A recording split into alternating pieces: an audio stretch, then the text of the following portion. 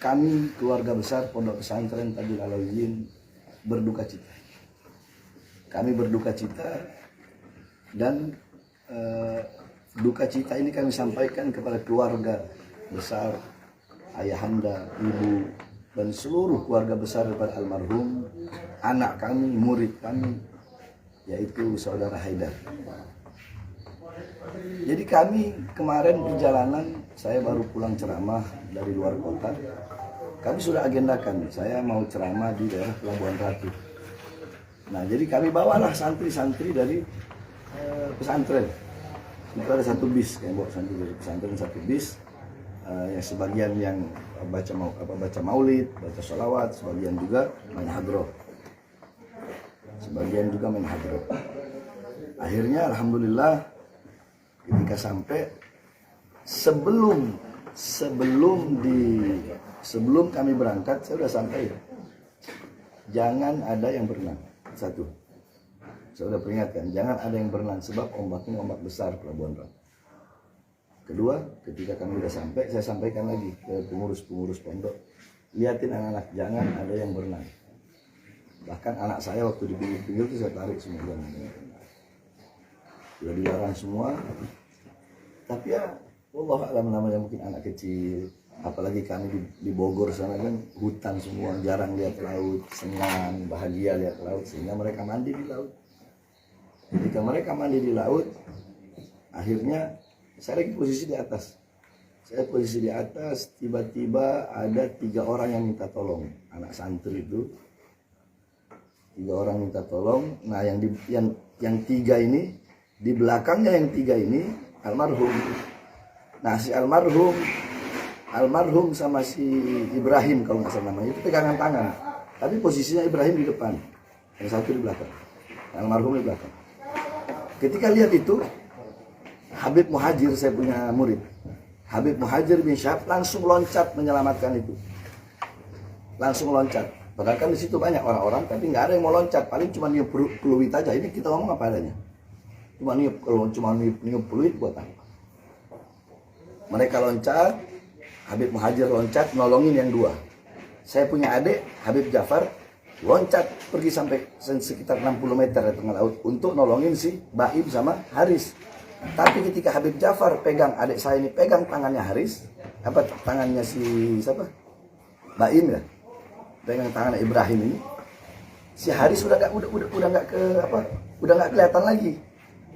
Dibawalah, 3-3-nya dibawa, dikasih air apa semua. Saya baru dengar, langsung saya loncat, saya pergi ke tengah laut, udah nggak ketemu apa. Nah, baru di situ datang bapak-bapak, saudara-saudara dari kepolisian, dari tentara, dari Basarnas, baru datang semua di situ. Ya, alhamdulillah saya ngobrol sama keluarga, saya bilang sama bapaknya, saya bilang sama bibinya, alhamdulillah saya bilang, ya ini kan anak ini dia meninggal mendapatkan 2 keutamaan, dia mendapatkan 2 kemuliaan. Yang pertama, yakni al-gharib, yakni syahid. Orang yang mati syahid akhirat, itu salah satunya adalah orang yang mati tenggelam. Orang yang mati tenggelam dalam keadaan aswa maksiat aja, semua dia mabok nih, dia mabok terus mati tenggelam, itu mati syahid. Apalagi yang tenggelamnya karena ingin nanti hadir untuk maulid dan sholawat, kan begitu. 1. 2, man mata ala talibil ilm, siapa orang yang mati dalam keadaan menuntut ilmu, fahuwa syahid, dan dia mati syahid. Itu hadis. Ada lagi hadis, man yatlubul ilm fahuwa fi sabilillah hatta yarji. Siapa orang yang menuntut ilmu, maka dia sedang berjihad di jalan Allah sampai dia mati, sampai dia pulang. Berarti kalau dia mati, dia dalam keadaan syahid. Jadi dia mendapatkan 2 kemuliaan, 2 keutamaan. Ini saya sampaikan untuk meneguhkan hati orang tua. Jadi dia mendapatkan 2 keutamaan. Ya, perhatikan 2 kemuliaan. 1, mati syahid karena tenggelam. 2, mati syahidnya karena penuntut ilmu. Tapi alhamdulillah, abahnya beliau ini luar biasa, tegar, keluarganya tegar. Dan nanti insya Allah dari sini Kami langsung pergi ke rumah duka, murid saya ribuan udah nunggu di sana. Nanti akan kita makamkan, kita sholatkan, kita makamkan, kita bacakan doa, kita tahlil 7 hari.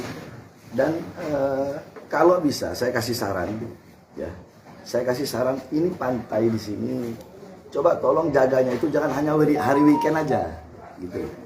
Jaganya jangan hari weekend, kalau bisa dijaga setiap hari, karena kan banyak pengunjung. Dan kalau jaga jangan cuma megang peluit aja, puit, buat apa megang peluit? Coba cari buat pemerintah, kan dana banyak, dana pemerintah. Sewa 2-3 orang untuk kalau ada yang begitu-begitu langsung berenang.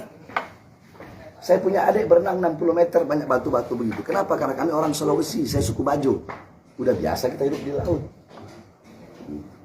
Itu dari sekian banyak yang ada di situ, nggak ada yang pergi berenang nolong. Hanya adik saya sama Habib Muhajir bin Syahab. Besoknya malamnya datang saudara-saudara dari Basarnas, dari kepolisian. Alhamdulillah, saya juga terima kasih. Saya terima kasih kepada saudara-saudara Basarnas, kepolisian, dari tentara yang dari semalam sampai pagi tadi mencari. Dan alhamdulillah jenazahnya almarhum ketemu. Jadi ya, alhamdulillah setelah saya ngobrol dengan orang tua korban menerima, kami serahkan semuanya ke Habib.